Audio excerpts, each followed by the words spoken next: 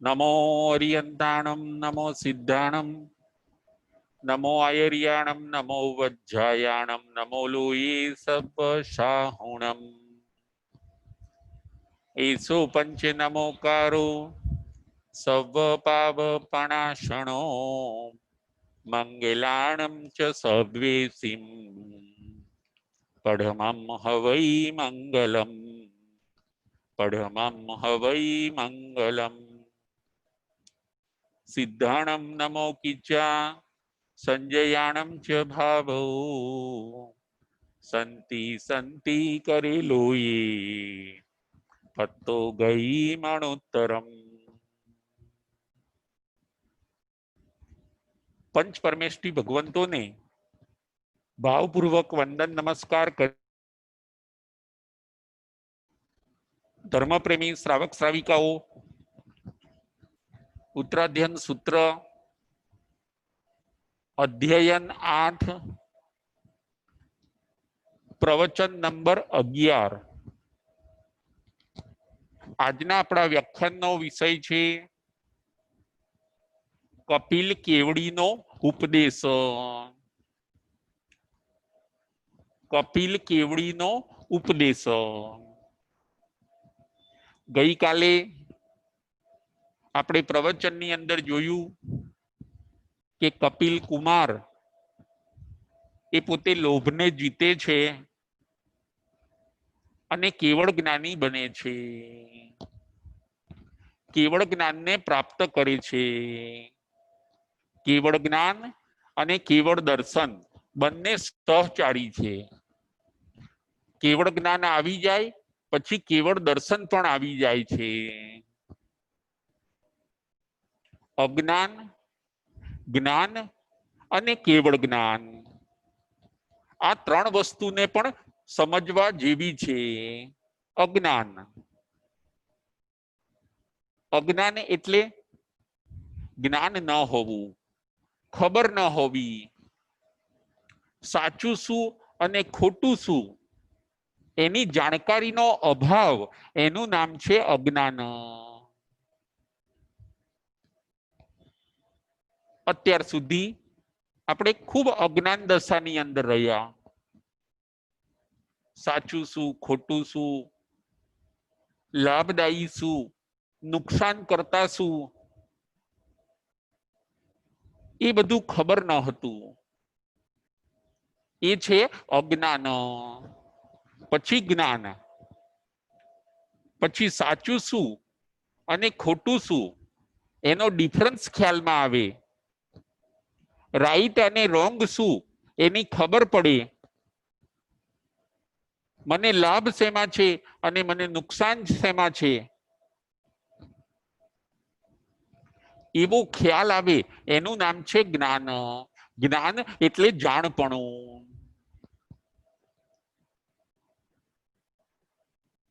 માત્ર માહિતી એનું નામ જ્ઞાન, અને આત્મા સંબંધી પણ માહિતી, આત્મા સંબંધીનું પણ ઘણું બધું જ્ઞાન એને કહેવામાં આવે છે સમ્યક જ્ઞાન। અજ્ઞાન જ્ઞાન અને એવું સમ્યક જ્ઞાન વધતા વધતા વધતા જ્યારે પૂર્ણ થઈ જાય છે ત્યારે એ સમ્યક જ્ઞાનને કહેવામાં આવે છે કેવળ જ્ઞાન। કપિલ મુનિ પોતે કેવળ જ્ઞાનને પામ્યા। આપણે આપણા આત્માને જ્ઞાનની પૂર્ણતા સુધી લઈ જવો છે। આપણે આપણું સમ્યક જ્ઞાન વધારતા જઈએ, શાસ્ત્રના માધ્યમે, સદગુરુના માધ્યમે, શ્રવણના માધ્યમે, વાંચનના માધ્યમે શાસ્ત્રનું અવગાહન કરીને આપણે સમ્યક જ્ઞાન વધારતા જઈએ તો પછી એક દિવસ એવો આવે છે કે પૂર્ણ જ્ઞાન, એવું કેવળ જ્ઞાન આપણને પ્રાપ્ત થઈ જાય છે। કેવળ જ્ઞાન, ટુ નો, બધું જાણવું એનું નામ છે કેવળ જ્ઞાન। ટુ નો ભૂત ભવિષ્ય વર્તમાન, ઉર્ધ્વલોક અધોલોક મધ્યલોક ત્રણ કાળ અને ત્રણ લોકને જે જ્ઞાન જાણી શકે એ જ્ઞાનને કહેવાય છે કેવળ જ્ઞાન. ત્રણ લોક અને ત્રણ કાળને જે જોઈ શકે છે એને કહેવામાં આવે છે કેવલ દર્શન. કેવલ દર્શન એટલે ટુ સી, બધું જોવું. જ્ઞાન એટલે ટુ નો અને દર્શન એટલે ટુ સી, બધું જોવું. દૂર દૂરનું પણ કેવલ દર્શનની અંદર આપણે દૂર દૂરનું પણ જોઈ શકીએ છીએ. ભૂતકાળનું પણ જોઈ શકીએ છીએ, ભવિષ્ય કાળનું પણ જોઈ શકીએ છીએ અને વર્તમાન કાળનું પણ આપણે જોઈ શકીએ છીએ. અજ્ઞાનમાંથી નીકળવાનું છે, સમ્યક જ્ઞાનની આરાધના કરવાની છે અને પૂર્ણ જ્ઞાનની આપણે પ્રાપ્તિ કરવાની છે. કેવળ જ્ઞાન એ પૂર્ણ જ્ઞાન છે. એ અત્યારે આપણા આત્માની અંદર સત્તામાં પડ્યું છે. એને આપણે પ્રયત્નથી પ્રગટ કરવાનું છે. કપિલ કુમાર પોતે કપિલ કેવડી બની ગયા. એમનું સત્તામાં રહેલું કેવળ જ્ઞાન પ્રગટ થયું. વૈરાગી આત્મા હોય, મોહ જેનો ડિસ્ટ્રોય થાય, ચાર ઘનઘાતી કર્મ ક્ષય થાય, એવો આત્મા વિતરાગી બને છે અને એ વિતરાગી આત્માને પછી કેવળ જ્ઞાન અને કેવળ દર્શનની પ્રાપ્તિ થતી હોય છે. રાગી આત્માને કે મોહી આત્માને કેવળ જ્ઞાન કે કેવળ દર્શન થતું નથી. એ તો સમ્યક જ્ઞાનથી પણ બેક એટલે કે પાછા પડે છે અને અજ્ઞાન દશાની અંદર જાય છે. અજ્ઞાનને છોડીને જ્ઞાનમાં અને જ્ઞાનમાંથી નીકળીને આપણે કેવળ જ્ઞાનમાં જવાનું છે. કપિલ મુનિએ આવું જ કર્યું. સત્તામાં પડેલા કેવળ જ્ઞાનને એમણે પ્રાપ્ત કર્યું. જ્ઞાન પૂર્ણ થઈ ગયું, જ્ઞાનની પરાકાષ્ઠા આવી ગઈ અને જે આત્માને કેવળ જ્ઞાન થાય છે એ જ ભવની અંદર એ આત્મા આયુષ્યનો અંતિમ સમય ક્ષય કરીને પછી એ કેવડી એ જ ભવની અંદર મોક્ષે જાય છે. આવી સરસ મજાની આ શાસ્ત્રોની વાતોને આપણે જાણવાની છે. ભગવાન કહે છે કે હવે તમે અજ્ઞાનમાંથી નીકળી જાઓ. આડું અવળું નહીં વિચારો, ખોટું સાચું નહીં વિચારો, અવળું સવળું નહીં વિચારો, પરંતુ શાસ્ત્ર સંમત જે રીતની વિચારસરણી અને જ્ઞાન કરવાનું કીધું છે એ પ્રમાણે તમે શુદ્ધ જ્ઞાનની આરાધના કરો અને કેવળ જ્ઞાનના સદભાગી બનો. કેવલ એટલે સંપૂર્ણ, ઓલ, પૂરેપૂરું. જ્ઞાનાવરણીય કર્મ તૂટી ગયું અને કેવળ જ્ઞાનની પ્રાપ્તિ થઈ. આપણે પણ એ જ દિશાની અંદર પુરુષાર્થને આગળ લઈ જવાનો છે. કપિલ મુનિ કેવળ જ્ઞાનને પ્રાપ્ત કરે છે. ગઈકાલે આપણે જોયું લોભનો વિજય કરે છે અને કપિલ કુમારમાંથી એ પોતે હવે કપિલ કેવડી બને છે અને ધીરે ધીરે રાજાને મળીને પછી એ શ્રાવસ્તી નગરીમાંથી બહાર નીકળે છે.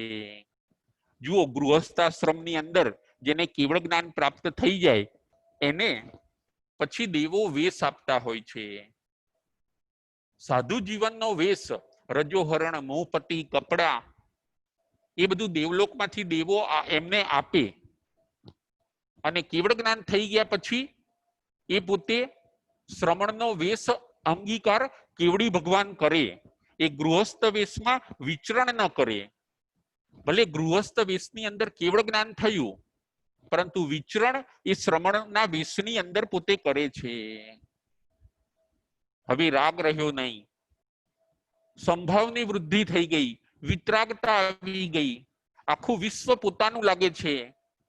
કેવળ જ્ઞાનનું બળ છે એટલે હવે હિંમત આવી જાય છે અને એ કેવડી ભગવાન હવે ભિક્ષાચર્યા માટે, વિચરણ માટે, જગતના જીવોના કલ્યાણ માટે અને બાકીના શેષ ચાર કર્મને ખપાવવા માટે એ પોતે શ્રમણનો વેશ લઈને અધ્યાત્મ માર્ગે આગળ નીકળી જાય છે. શ્રાવસ્તી નગરીમાંથી કપિલ કેવડી પોતે નીકળે છે, રાજગૃહી નગરી તરફ જાય છે. જતા જતા જતા વચ્ચે એવું બન્યું કે વચ્ચે એમને ચોર લોકોની વસ્તી હોય છે, 500 ચોરોની ટોળી મળી. એ જંગલની અંદર 500 ચોરનો વસવાટ હોય છે. એવા ચોર એમને જંગલની અંદર મળ્યા અને કપિલ મુનિને જોયા અને બધા ચોર એમને વીંટળાઈ ગયા. જો પહેલાના જમાનામાં આવું જ હતું. ચોર લોકો હોય, ડાકુ હોય, બહારવટિયાઓ હોય, એ લોકો ડુંગરોમાં રહેતા, જંગલોમાં રહેતા, ક્યાંય ખીણોની અંદર રહેતા. કોઈ 5 હોય, કોઈ 25 હોય, કોઈ 50 હોય, અને પછી ક્યાંય લૂંટફાટ કરતા. શાસ્ત્રમાં એમ કીધું કે એમણે નક્કી કર્યું હોય એ ગામની અંદર કે શહેરની અંદર એ પોતે ધાડ પાડવા જતા. પહેલા જે ચોર ડાકુઓ હતા, લૂંટારા હતા, બહારવટિયાઓ હતા, એ વસ્તી ભેગા ન રહેતા, સિટીમાં, નગરમાં કે નગરીમાં ન રહેતા, પરંતુ આવી રીતે જંગલોમાં રહેતા. તેમનો પડાવ હોય, તેમને બધી રહેવાની વ્યવસ્થા હોય, ત્યાં એમનું બધું ગોઠવાઈ ગયેલું હોય. અને એવું જ બને છે કે આ કપિલ મુનિ એ ચોર લોકોના વસવાટ પાસે પહોંચી જાય છે અને 500 ચોર એમને મળે છે. કપિલ કેવડી 500 ચોરોને હવે ઉપદેશ આપે છે.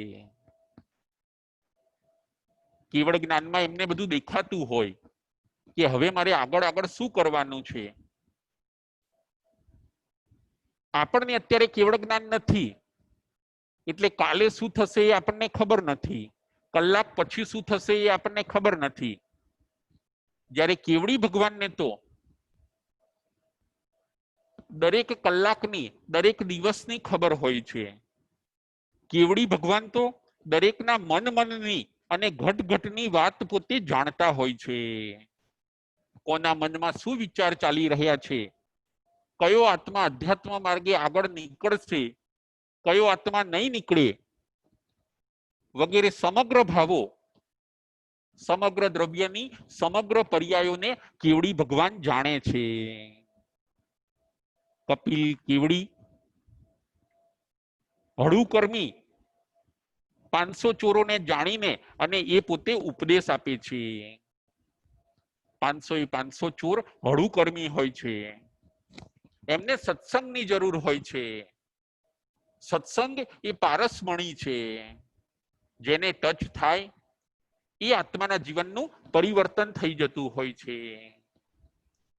કેવડી ભગવાન, તીર્થંકર ભગવાન એ બધા વિચરણ શેના માટે કરે? જગતના જીવોને પ્રતિબોધ આપવા માટે, જગતના જીવોને તારવા માટે કેવડી ભગવાન અને તીર્થંકર ભગવંતો વિચરણ કરતા હોય છે. આપણા આચાર્ય ભગવંતો, આપણા ઉપાધ્યાય ભગવંતો, આપણા સાધુ સાધ્વીજી જગત પાસેથી લે છે થોડુંક અને આપે છે ઘણું. એ મહાત્માઓ કષ્ટ વેઠીને પણ જગતના જીવોને તારે છે. તિન્નાણમ તારિયાણમ, માટે એ જીવોને કીધું કે ભાઈ પોતે તરે છે અને બીજાને તારે છે. આવા સદગુરુઓ આપણને મળ્યા છે, આવા પંચ પરમેષ્ઠી ભગવંતો જો આપણને મળ્યા છે, તો એ પંચ પરમેષ્ઠીઓને આપણે આપણું જીવન સમર્પણ કરીને અધ્યાત્મ માર્ગે આપણે આગળ વધવાનું છે. સદનસીબે આજે 500 ચોરો પાસે કપિલ કેવડી ભગવાન પધાર્યા છે. કપિલ કેવડી ભગવાન ઉપદેશ આપે છે.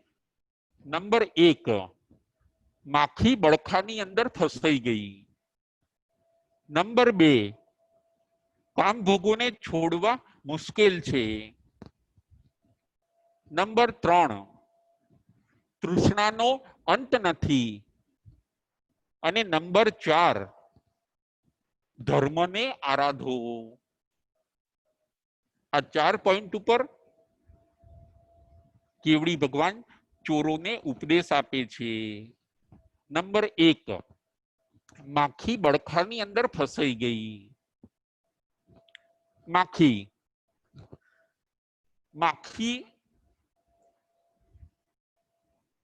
એક નાનકડું દ્રષ્ટાંત છે કે એક માખી હતી, એ સાકર ઉપર બેઠી, એ સાકરનો સ્વાદ લે છે અને ઉડવું હોય ત્યારે ઉડી પણ શકે છે. આવી રીતે 4 માખી છે. પહેલા નંબરની માખી સાકર ઉપર બેઠી છે, સાકરનો ટેસ્ટ લે છે અને ઉડવું હોય ત્યારે ઉડી પણ શકે છે. નંબર 1 નંબરની માખી. એમ જુઓ, સંતો મહંતો જેની પાસે સમ્યક જ્ઞાન છે, જે પુણ્યાત્માઓ છે, એ બધા આ માખી જેવા છે. સંસારના સુખો માણે પણ છે, જરૂર પૂરતો એનો ઉપયોગ પણ કરે છે. જ્ઞાની પણ ખાય છે, પીવે છે, સૂવે છે, પદાર્થોનો ઉપયોગ કરે છે, જ્ઞાની પણ વખત આયે એ પાછા એ પદાર્થો ઉપરથી ઉડી પણ જાય છે. ઘણા મહાત્માઓ પછી ત્યાગના માર્ગે ઉડી જાય છે, ભોગોને છોડીને. નંબર 1 નંબરની માખી સાકર ઉપર બેઠેલી છે, ટેસ્ટ પણ સારો અને ઉડવાની પણ ફેસિલિટી. બીજા નંબરની માખી એ પથ્થર ઉપર બેઠેલી છે, સ્ટોન ઉપર, ટેસ્ટ કોઈ આવતો નથી. એ પોતે જીભથી સ્ટોનને સ્પર્શ કરે છે, એમાંથી રસ લેવા જાય છે, પરંતુ પથ્થરમાંથી કોઈ ટેસ્ટ આવતો નથી. પરંતુ એક ફેસિલિટી છે એની પાસે, ઉડવું હોય ત્યારે ઉડી શકે છે, બચવાના ચાન્સીસ છે. એમ કોઈક આત્માઓને ભલે કામ ભોગના સાધનો મળ્યા નથી, પરંતુ એને જો સદગુરુ કોઈક વાર મળે છે અને દિશા મળી જાય છે, પછી એ ત્યાગના માર્ગે ઉડી જાય છે એ આત્મા. ત્રીજા નંબરની માખી એ બેઠી છે મધ ઉપર. મધ એટલે કે હની, આપણે એને ઇંગ્લિશમાં કહીશું હની. એ માખીની દશા કેવી છે? તો કે એ માખી ને ટેસ્ટ સારો છે, મધનો ટેસ્ટ છે, પરંતુ એ હવે ઉડી નહીં શકે. એ એમાં ને એમાં ખૂપી જશે. મધ ઉપર બેઠેલી છે, મધ ઉપર બેઠેલી માખીને ટેસ્ટ સારો મળે છે મધનો, પરંતુ હવે એ પોતે ઉડી નહીં શકે, કારણ કે એના 4 પગ મધની ચિકાસની અંદર ચોંટી ગયા છે. એમ સંસારી ઘણા આત્માઓ એવા પણ છે, પુણ્ય લઈને આવ્યા, પરંતુ એ પુણ્ય એમનું કેવું હતું? ત્રીજા નંબરની માખી જેવું.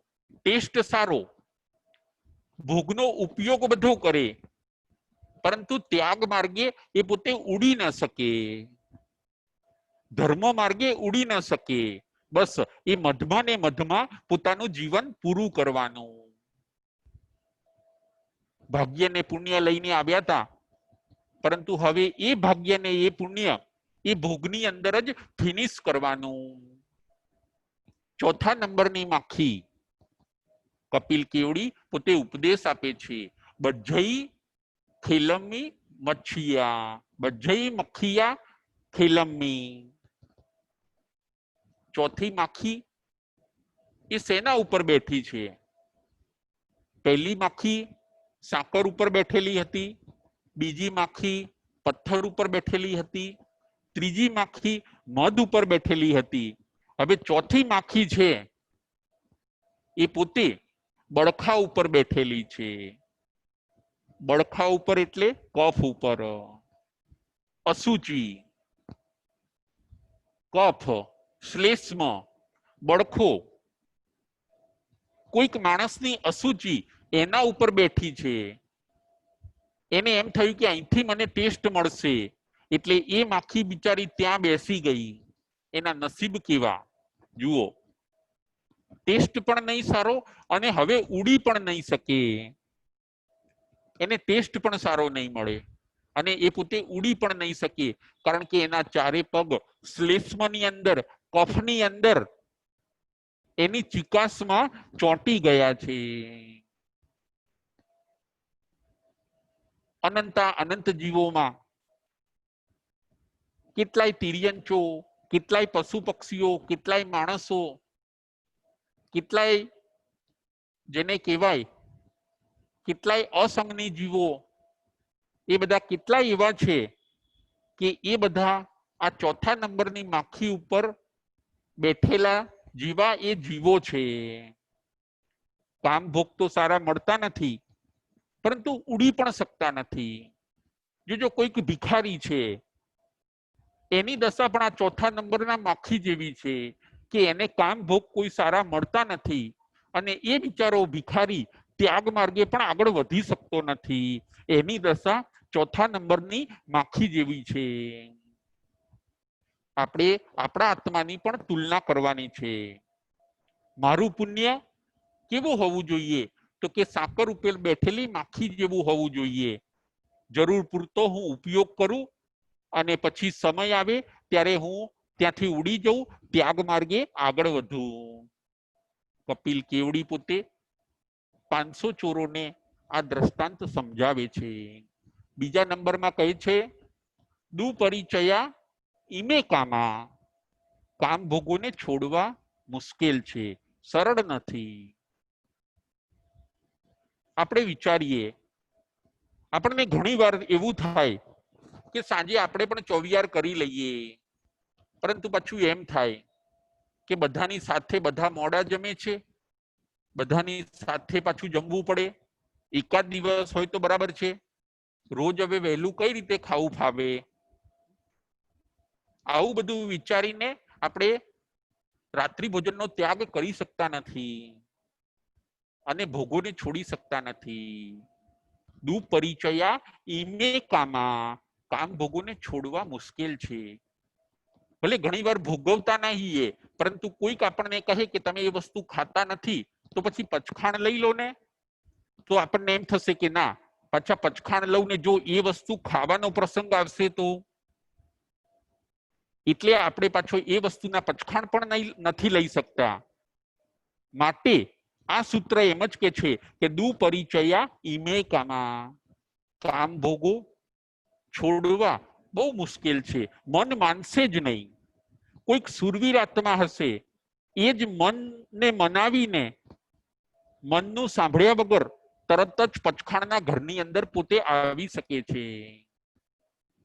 જુઓ, અત્યારે આપણને ડગલે ને પગલે ફેસિલિટી ભોગવવાની ટેવ પડી ગઈ છે, એ છોડવાની છે. આપણે પદાર્થો ઉપર બહુ ડિપેન્ડન્ટ બની ગયા છીએ. થોડી વારે આ જોઈએ, થોડી વારે આ જોઈએ, જ્યાં જઈએ ત્યાં સગવડ જોઈએ, જ્યાં જઈએ ત્યાં ફેસિલિટી જોઈએ, જ્યાં જઈએ ત્યાં સારું જોઈએ. ડગલે ને પગલે જે ફેસિલિટીની હેબિટ પડી ગઈ છે, પદાર્થોને હાજર રાખવાની જે ટેવ પડી ગઈ છે, એ પદાર્થોને આપણે છોડવાના છે. ભોગના પદાર્થો સાઈડમાં થશે તો આપણે ત્યાગના માર્ગે આગળ વધી શકીશું. ક્યાંક જવું હોય તરત કાર જોઈએ, વળી ક્યાંક ફર્સ્ટ ફ્લોર સેકન્ડ ફ્લોર જવું હોય તરત લિફ્ટ જોઈએ,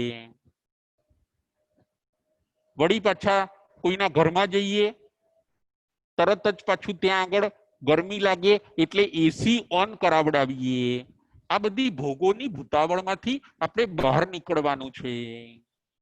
કર્મબંધ કેટલો બધો થાય છે, આશ્રવ ખૂબ આવે છે, પદાર્થોનો ને વાપરવાથી નવો આશ્રવ ખૂબ આવે છે અને એ આશ્રવ આવવાથી પાછા આપણે ભારે કર્મી બનીએ છીએ. પદાર્થો હવે ના જોઈએ. હવે મારે સ્વતંત્ર બનવું છે, પદાર્થોને આધીન બનવું નથી. પદાર્થોના ઉપર મારે હવે ડિપેન્ડન્ટ રહેવું નથી. એમ વિચારીને આપણે આગળ વધવાનું છે.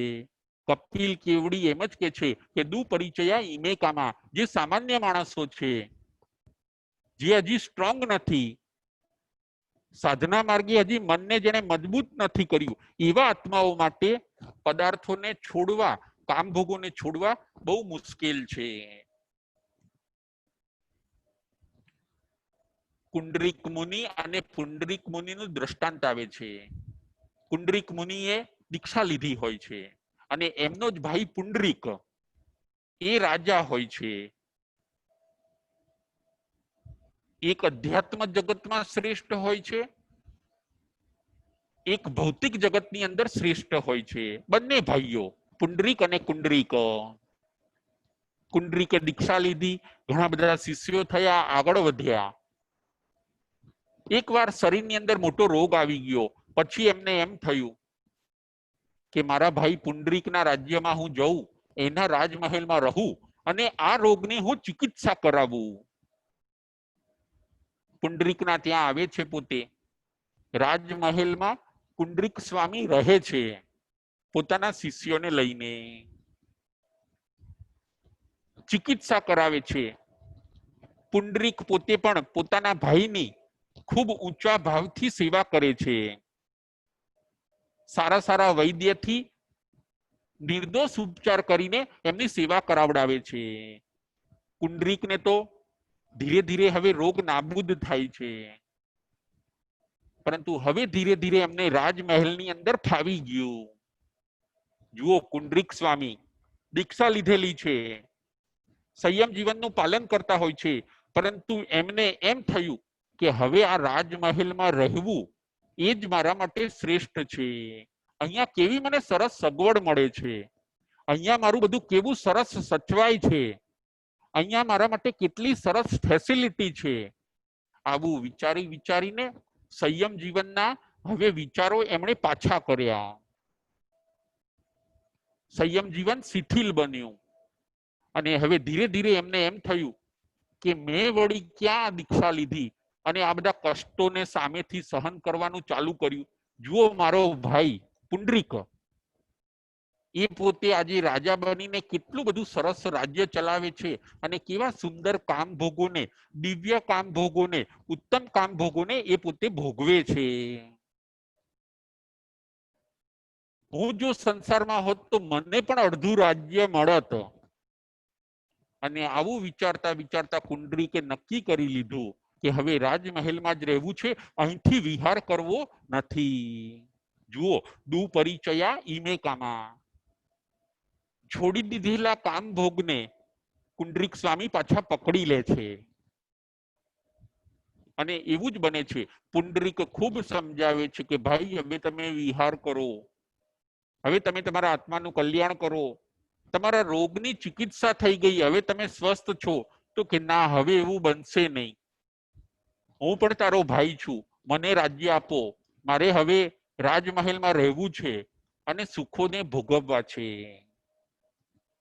અને જ્યારે ભાઈના આવા વિચારો જાણ્યા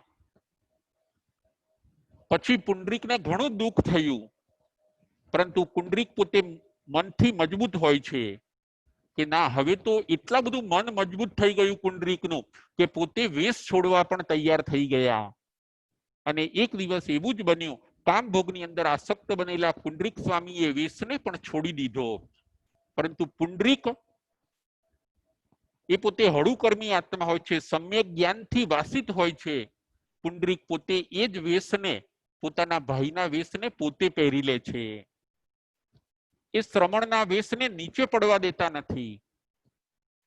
પુંડરીક પોતે એ વેશને પહેરી લે છે. ગુરુ ભગવંત પાસે જઈને એ પોતે દીક્ષા લે છે કે મારા ભાઈને જો રાજ્ય સંભાળવું હોય તો અધ્યાત્મ જગતની અંદર હું વિચરણ કરીશ. પુંડરીક પોતે ભોગમાં આવી ગયા અને એમનો જ ભાઈ પુંડરીક એ પોતે ત્યાગમાં જતા રહ્યા. દુ પરિચયા ઈમે કામા. કામ ભોગોને છોડવા બહુ મુશ્કેલ છે. જોજો, થોડી થોડી વારે આપણને ખાવાની હેબિટ છે, થોડીક થોડીક વારે પાણી જોઈએ, રાત્રે પણ પાણી પીવા માટે આપણને જોઈએ, એસી જોઈએ, ઘણાને એસી સાથે પંખો પણ જોઈએ, સુવાળા સુવાળા સાધનો જોઈએ, પરંતુ ભગવાન કહે છે કે આ ભોગોમાંથી, ભોગોની ભૂતાવળમાંથી બહાર નીકળવા જેવું છે. પુંડરીક પોતે નીકળી ગયા અને 5મા અનુત્તર વિમાનની અંદર જાય છે. પુંડરીક પોતે પોતાના આત્માનું અહિત કરીને એ પોતે નરકની અંદર જાય છે. ભોગોનો વિશ્વાસ ન કરો. ભોગ આપણને છેતરે છે, ભોગ આપણને મારે છે. કામનાથ બનો. આપણા ત્યાં એમ કીધું કે તમે કામને નાથો, મનને સમજાવી દો કે હવે ધાર્યું થશે નહીં. કામને આપણે જીતવાનો છે અને રામને આપણે પ્રાપ્ત કરવાનો છે. અંદર બેઠેલા આત્મરામને આપણે પ્રાપ્ત કરવાના છે અને કામને હવે આપણે જીતવાનો છે. દુપરિચયા ઈમે કામા. કપિલ કેવડી પોતે ચોરોને સમજાવે છે કે આ કામ ભોગોને જીતવા બહુ દુષ્કર છે, છતાં પણ તમે એને જીતો. અને નંબર 3, તૃષ્ણાનો અંત નથી. આ જગતની અંદર દરેક જીવ ને તૃષ્ણા, દરેક જીવની તૃષ્ણા વધતી જતી હોય છે. હજી મારે વધારે જોઈએ, હજી મારે વધારે જોઈએ, હજી મારે વધારે જોઈએ. આ છે તૃષ્ણા. તૃષ્ણામાંથી હવે તૃપ્તિમાં તમે આવો. મારી પાસે બધું જ છે, હું બહુ ખુશ છું, હું બહુ હેપી છું, હું બહુ ખુશ છું, હું બહુ હેપી છું. મને જે મળ્યું છે મને સારું મળ્યું છે. મને મારા પુણ્યએ ઘણી યારી આપી છે. હવે મારે તૃષ્ણાના પૂરમાં તણાવવું નથી, પરંતુ હવે તૃપ્તિનો આનંદ કરવો છે. તૃપ્ત થાવ. મારી પાસે જેટલું છે એટલું બરાબર છે. મને જેટલું માન મળે છે બરાબર છે. મને જેટલું લોકો સાચવે છે એટલું બરાબર છે. હવે વધારે મારે આશાઓ, અપેક્ષાઓ અને તૃષ્ણાઓના પૂરની અંદર તણાવવું નથી. તૃષ્ણામાં તરાવવું નથી, તણાવવું નથી, પરંતુ હવે આપણે આ સંસારથી તરવું છે. તણાવ નહીં, તરો. તૃષ્ણા એવી છે કે વધતી જ જાય છે. તૃષ્ણા કેટલી કીધી? તૃષ્ણા અનંત છે.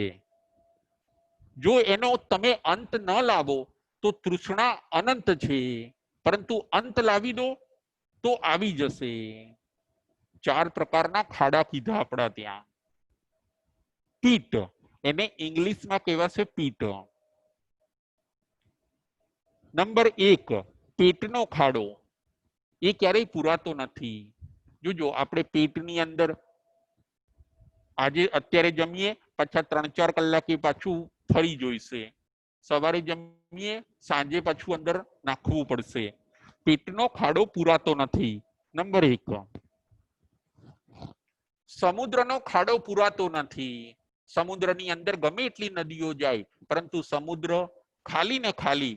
પાછી એ નદીઓ એની અંદર જશે, પાછો એ ખાલી ને ખાલી. જેટલી જશે નદીઓ એ બધાને એ સમાવશે. એ પુરાતો જ નથી.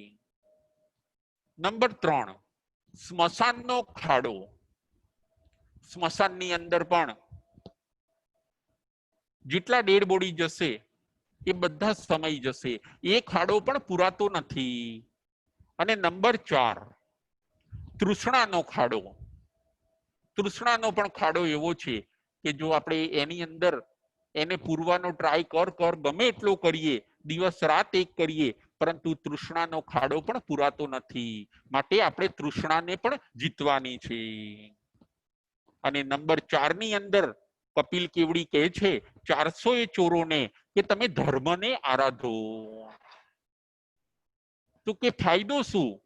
ધર્મની અમે આરાધના કરીએ એનાથી ફાયદો શું? તો કે ધર્મથી ફાયદો ઘણો છે. ધર્મથી આ ભવ તો સફળ બને છે, પરંતુ આવતો ભવ પણ સફળ બને છે. ધર્મથી ડબલ ફાયદો છે, ડબલ લાભ છે. જે માણસ અહીંયા સારું જીવન જીવે છે, અહીંયા સાત્વિક જીવન જીવે છે, અહીંયા ધાર્મિક જીવન જીવે છે, અહીંયા પ્રભુની આજ્ઞા પ્રમાણે જીવન જીવે છે, અહીંયા વ્રતોથી નિયમોથી રહે છે, અહીંયા ખૂબ પરોપકાર કરે છે, બીજા જીવોને ઉપયોગી થાય છે, એવી ધર્મની આરાધના કરનાર જીવ ઇહલોક અને પરલોક દુવે લોગેય આરાહયી બંને લોકની આરાધના કરે છે. અહીંયા સારું જીવન જીવ્યા, રીઝન સારા હતા તો રિઝલ્ટ સારું આવવાનું, એને સેકન્ડ બર્થ પણ સારો મળવાનો. ધર્મની આરાધનાથી આવો ડબલ લાભ છે. અને અધર્મ કરવાથી ડબલ નુકસાન છે. જે અધર્મ કરે છે, ખોટું કરે છે, 18 પાપનું સેવન કરે છે, એ આ લોકને પણ બગાડે છે. કારણ કે જો જે કોઈ ખોટું કરતું હશે તો પછી એ બધાને પ્રીતિપાત્ર નહીં બને, એને બધા આદર સત્કાર નહીં આપે. જે કોઈ પાપ કરતા હશે, ખોટું કરતા હશે, એને બધા તિરસ્કાર છે, એને હટ કરશે. જુઓ, એનો આ લોક બગડ્યો. અને હવે રીઝન સારા નથી તો રિઝલ્ટ પણ સારું નહીં આવવાનું. આ લોક એનો બગડ્યો એટલે પરલોક પણ બગડે છે. ધર્મને આરાધના કરનારના બંને લોક સફળ થાય છે અને અધર્મની આરાધના કરનારના બંને ભવ, આ લોક અને પરલોક બંને નિષ્ફળ જાય છે. કપિલ મુનિ 500 ચોરોને આવો સુંદર પ્રવચન આપે છે, ઉપદેશ આપે છે, અને આવા ઉપદેશના માધ્યમથી કપિલ કેવડીનો પ્રભાવ જોરદાર નિમિત્ત અને સામે પેલા ચોર લોકોનું ઉપાદાન, અને બની એવું કે 500 ચોર પ્રતિબોધ પામ્યા અને કપિલ કેવડી પાસે એ 500 ચોર દીક્ષિત થાય છે. એમને સત્ય વસ્તુ સમજાઈ ગયું, એમને નિમિત્ત ખૂબ સારું મળ્યું. 500 ચોરોને એમનું પુણ્ય એટલું સરસ હોય છે કે આવું જોરદાર નિમિત્ત મળ્યું, અને એ નિમિત્તના કારણે પોતે બુદ્ધિથી નક્કી કરી દીધું કે હવે આપણા આત્માનું જો આપણે કલ્યાણ કરવું હોય, આ રઝળપટ્ટીમાંથી, આ 4 ગતિમાંથી, આ 24 દંડકમાંથી જો આપણે બહાર નીકળવું હોય તો હવે આ મુનિના, આ ભગવાનના આપણે ચરણ પકડી લઈએ, એમને સમર્પિત થઈ જઈએ અને આપણે આપણા આત્માનું કલ્યાણ કરીએ. આજના આપણા વ્યાખ્યાનનો વિષય હતો કપિલ કેવડીનો ઉપદેશ. કપિલ કેવડીના ઉપદેશની અંદર આપણે 4 પોઈન્ટો જોયા. નંબર 1, માખી બળખાની અંદર ફસાઈ ગઈ. નંબર 2, કામ ભોગોને છોડવા મુશ્કેલ છે. નંબર 3, તૃષ્ણાનો અંત નથી. અને નંબર 4, ધર્મની આરાધના કરો. એ ધર્મની આરાધના આ લોક અને પરલોક બંનેને સફળ કરે છે. કપિલ મુનિના આવા ઉપદેશથી 500 ચોર પ્રતિબોધ પામ્યા, મુનિ જીવનને અંગીકાર કર્યું અને અધ્યાત્મ ક્ષેત્રે આગળ વધ્યા. આપણે પણ તૃષ્ણાનો અંત લાવીએ, અધ્યાત્મ ક્ષેત્રે આગળ વધીએ. આવા સુંદર ચાતુર્માસના દિવસોની અંદર હવે આપણે આપણા આત્માનું પ્રતિલેખન કરવાનું છે. આપણે આપણી અંદર જોવાનું છે, દોષોનો હવે ત્યાગ કરવાનો છે, અને આપણી અંદર કયા કયા ગુણો છે એની અંદર આપણે વૃદ્ધિ કરવાની છે.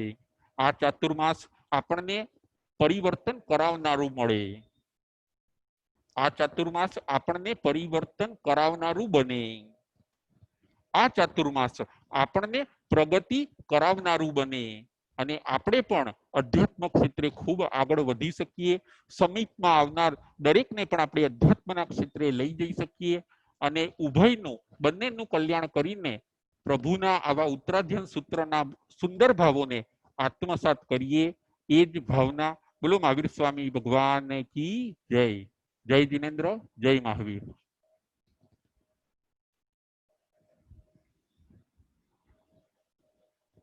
जम भाई दम बच्चा मिलियम इन करम चखरम पयिनम विनयनम जोगिनम गोसिनम सुद्धोदिनम दुठ्ठु पड़ीसियम अकाली को सजाओ काली न को सजाओ सजाइए सजायम सजाइए न सजायम એમ ભણતા ગણતા ચિંતાવતા જ્ઞાનના 14 થી 4 માઇલો કોઈ પણ વિચાર મને કે તમને લાગ્યો હોય તો અરિહંત અનંત સિદ્ધ કેવડી ભગવાન આપની સાક્ષીએ તસમિચ્છામિ દુક્કડમ.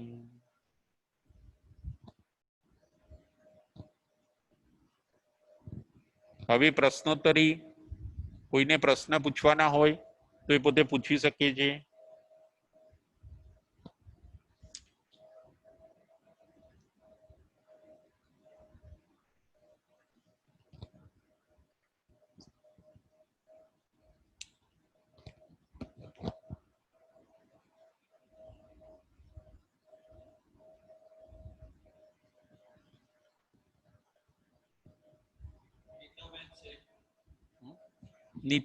નીતાબેન શેઠ. નીતાબેન શેઠ. હા રાજુભાઈ, હા તમે જે પુંડરીક અને કુંડરીક ની વાત કરી એમાં આપણે પુંડરીક સ્વામી નરકે ગયા એવું બોલ્યા, બરાબર? હા તો દેરાસરમાં જે બધા મૂર્તિ હોય છે પુંડરીક સ્વામીની એ કયા? નહીં, એ છે ને એ પુંડરીક, એ કુંડરીક નહીં પરંતુ એ પુંડરીક સ્વામી પ તો તમે તો બોલ્યા ને કે પુંડરીક સ્વામી એમના વિચારો બદલાઈ એવા જવાથી એમને બધે રાજઘાટ ઉપર બેઠા ને પછી એ નરકે ગયા, તો બરાબર છે, એમની મૂર્તિ તો છે અત્યારે. બરાબર છે. પણ એ છે ને જેની મૂર્તિ હોય છે ને એ પુંડરીક સ્વામી જુદા, એ આદિનાથ ભગવાનના કંઈક પહેલા ગણધર છે જેમની દેરાસરમાં પ્રતિમા હોય છે. એટલે પુંડરીક સ્વામી બે છે. એક પુંડરીક સ્વામી કઈ આદિનાથ ભગવાનના ગણધર છે અને એક પુંડરીક સ્વામી છે ને આ કુંડરીકના ભાઈ છે. કુંડરીકના. ઓકે. જય જિનેન્દ્ર. જય જિનેન્દ્ર.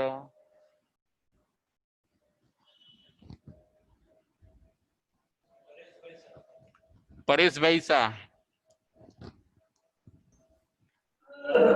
જય જિનેન્દ્ર. જય જિનેન્દ્ર. સાહેબ, આપે કહ્યું કે મોહદશા વાળો જીવ ક્યારે પણ કેવળ દર્શન, કેવળ જ્ઞાન પામે નહીં, બરોબર? હા, એટલે ક્યાં સુધી એમ? બરાબર છે. એટલે એને પહેલા એની જીવનમાં વૈરાગ્ય લાવવું પડે. માનો કે વૈરાગ્ય આવે એટલે બેકગ્રાઉન્ડ તૈયાર થાય છે પરેશભાઈ.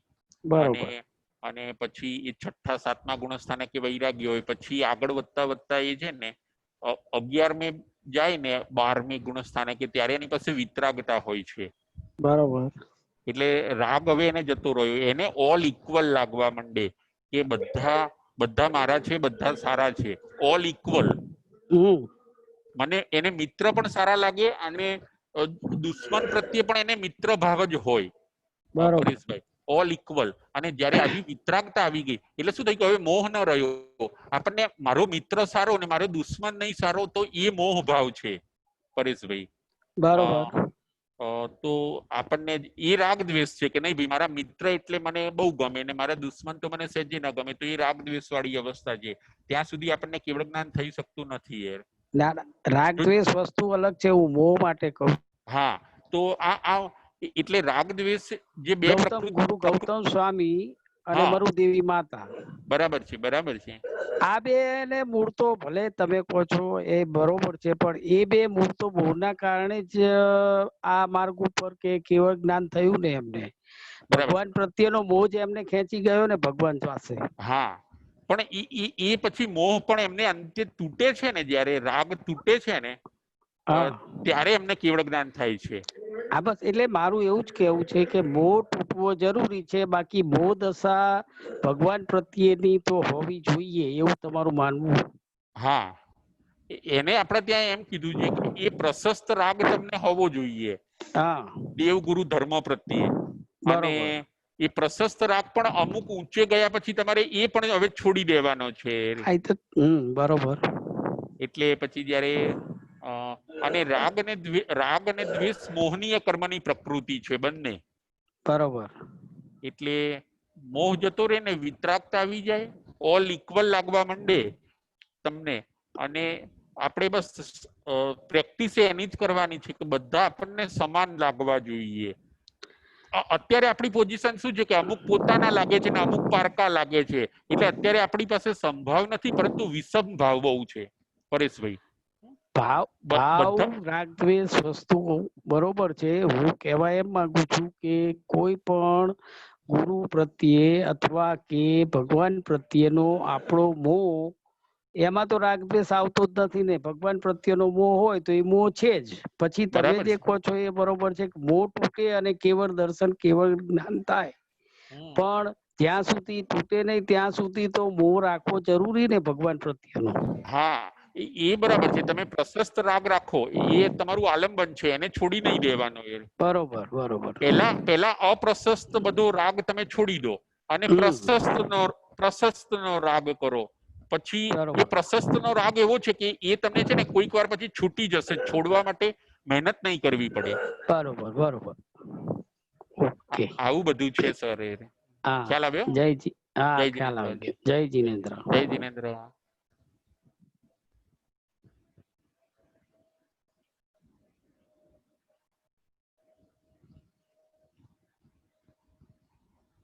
ચલો હવે આપણે પ્રશ્ન પૂછીએ. સમકિત એટલે શું? સમકિત એટલે શું? જેને પ્રશ્ન આવડે એ પોતે આંગળી ઊંચી કરે, અંગૂઠો બતાવશે તો અહીંથી પરમિશન આપીશું. સમકિત એટલે શું? બકુલાબેન શાહ. બકુલાબેન હેલો શાહ. હા હેલો હા, જય જય જિનેન્દ્ર. જિનેન્દ્ર. જય જિનેન્દ્ર. સાતામાં. હા, સાતામાં. હા. સમકિત એટલે ધર્મ પ્રત્યે સાચી શ્રદ્ધા થવી. બરાબર છે. પછી બીજું, સમકિત એટલે શું? ધર્મ ઉપર સાચી શ્રદ્ધા.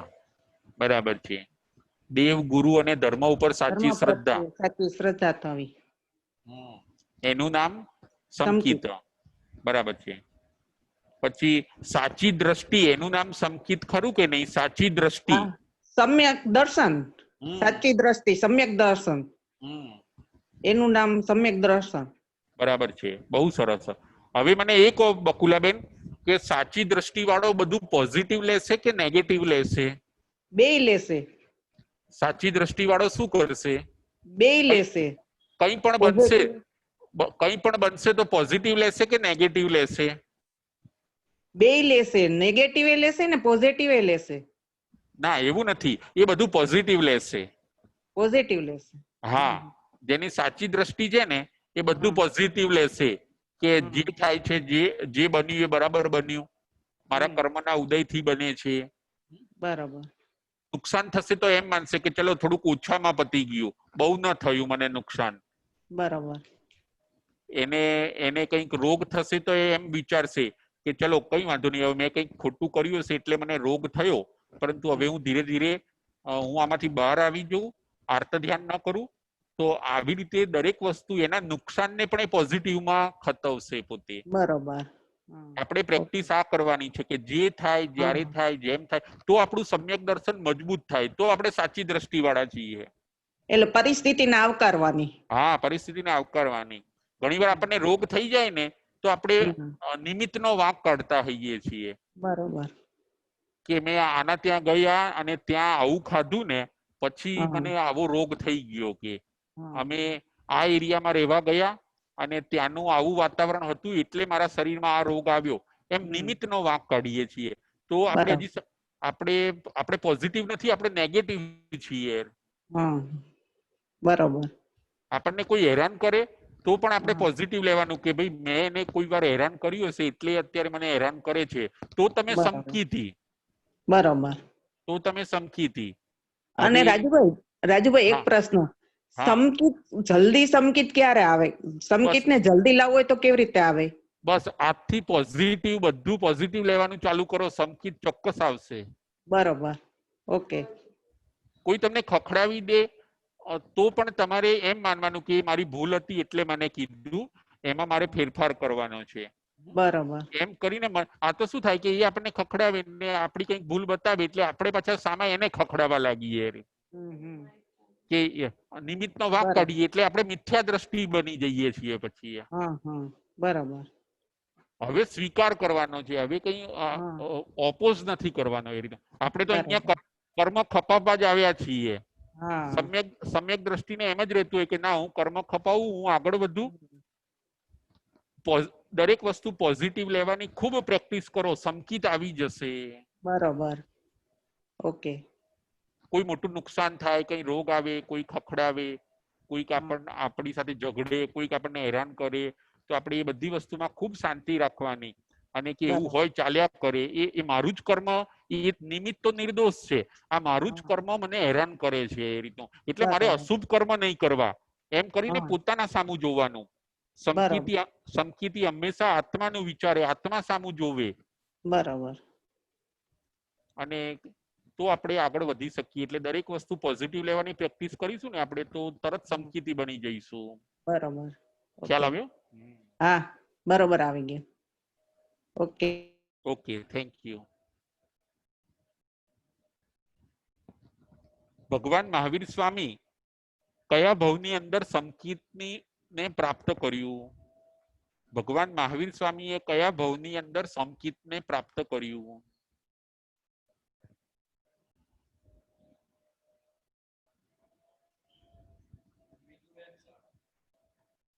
મીતુબેન શાહ. નૈસારના ભાવમાં. બરાબર છે, નૈસારના ભાવમાં. હવે મીતુબેન બીજો જવાબ આપજો, બહુ સરસ. સમકિતને પ્રાપ્ત કરવા માટે કેટલી પ્રકૃતિનો ક્ષયોપશમ હોવો જોઈએ? સમકિતને પ્રાપ્ત કરવા માટે મોહનીય કર્મની જે 28 પ્રકૃતિઓ છે એમાંથી કેટલી પ્રકૃતિનો ક્ષયોપશમ, ઉપશમ કે ક્ષય હોવો જોઈએ? સોરી, થોડું. બરાબર છે. થોડું આવડે છે, થોડું નથી આવડતું. હા, બરાબર છે, બરાબર છે. થોડુંક વિચારો, તમને આવડતું જ હશે, પરંતુ મને આવડે છે પણ ખ્યાલ, પણ આ રીતે કોઈ વાર પૂછાયું ન હોય એટલે હજી માઇન્ડમાં ન હોય. ના ખ્યાલ છે પણ યાદ નથી. કેટલી પ્રકૃતિ કરવો પડે? મોહનીય કર્મની 28 પ્રકૃતિ ખરી, એમાંથી કેટલી પ્રકૃતિનો આપણે ક્ષયોપશમ કરવો પડે તો આપણને સમકિતની પ્રાપ્તિ થાય છે? બોલો. બીજા કોઈને આન્સર આવડતો હોય તો એ કહી શકે છે. બીજા કોઈ? સમીરભાઈ મહેતા. સમીરભાઈ મહેતા. જય જિનેન્દ્ર રાજુભાઈ. જય જિનેન્દ્ર. બહુ સરસ રહે છે આ વાંચણી સાંભળવામાં. બહુ સરસ, થેન્ક યુ. અને ગમે છે ને બધું? ગમે છે ને બધું? બહુ ગમે છે. હા, સારું સારું. એ નવાને એડ કરજો, નવાને જોઈન્ટ કરજો તમે. હા હા, બધાને લિંક મોકલતા રહીએ છીએ. બહુ સારું, બહુ સારું. બોલો સમીરભાઈ. 21 પ્રકૃતિનો ક્ષય, ઉપશમ કે ક્ષયોપશમ જોઈએ. બરાબર છે. હજી થોડુંક વિચારો. એટલે દર્શન સપ્તક એટલે કે અનંતાનુબંધી ચોક અને દર્શન ત્રિક, એ ત્રણેય ન હોય, ત્રણેય સિવાય બાકીની 21 પ્રકૃતિનો ક્ષયોપશમ હોવો જોઈએ. બરાબર છે. એ 7નો ક્ષયોપશમ હોવો જોઈએ. 7નો ક્ષયોપશમ. હા હા. બાકી તો 21નો ઉદય હોય. 21નો ઉદય અને 7નો ક્ષયોપશમ. સાચી વાત.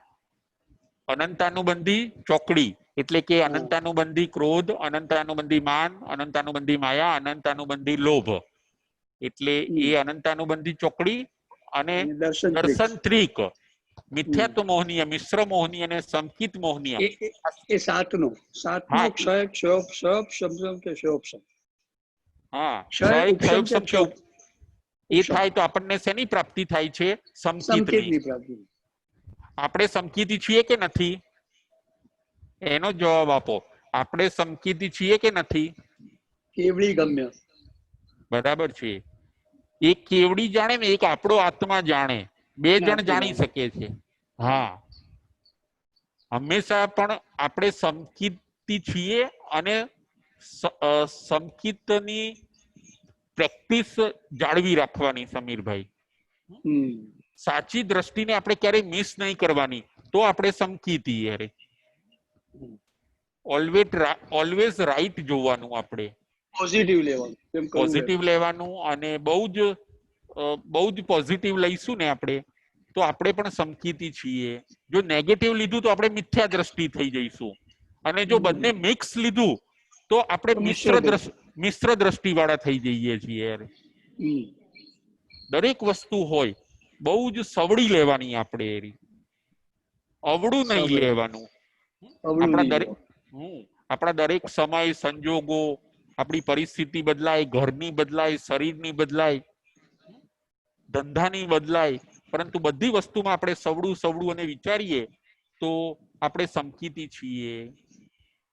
અને આપણે તેમ કીધું કે એકવાર સમ્યક દર્શન આવે પછી હવે જીવ જલ્દીથી મોક્ષે જતો રહે છે. સમ્યક દર્શન એ એમ કીધું કે ભાઈ મોક્ષનો પાસપોર્ટ છે. જેમ કોઈને બહારગામ વિઝા મેળવવા હોય તો પાસપોર્ટ જોઈએ, એમ જેની પાસે સમકીત આવી ગયું એની પાસે પાસપોર્ટ છે. હવે એ આત્મા તરત વિઝા લઈને એ પોતે બહારગામ જઈ શકશે. એવી રીતે છે. મિથ્યા દ્રષ્ટિ મોક્ષે જઈ શકતા નથી, સમકીત દ્રષ્ટિ જ મોક્ષે જઈ શકે છે. એટલે આપણે હંમેશા ઓલવેઝ સમકીતને સાચવવાનું છે, અને લાઈફને જીવતા દરરોજ આપણે સાચી દ્રષ્ટિને સાચવીને અને દરેક વસ્તુ પોઝિટિવ લેવાની ખૂબ પ્રેક્ટિસ કરવાની છે. તો આપણે સમ્યક દર્શનને જાળવી રાખીશું અને તો જ આગળ વધી શકીશું. સમ્યક દર્શન એક ટોર્ચ છે જે આગળનો આપણને રસ્તો બતાડે છે. એ ટોર્ચ બંધ ના હોવી જોઈએ, એ ટોર્ચ ચાલુ હોવી જોઈએ. આવા સરસ સમકીતના ભાવ છે. બરાબર, ખ્યાલ આવ્યો? બરાબર. ઓકે, સમય થઈ ગયો છે. હવે કોઈને પ્રશ્ન પૂછવાનો હોય તો આપણે આવતીકાલે પૂછી શકશે. જય જિનેન્દ્ર, જય મહાવીર.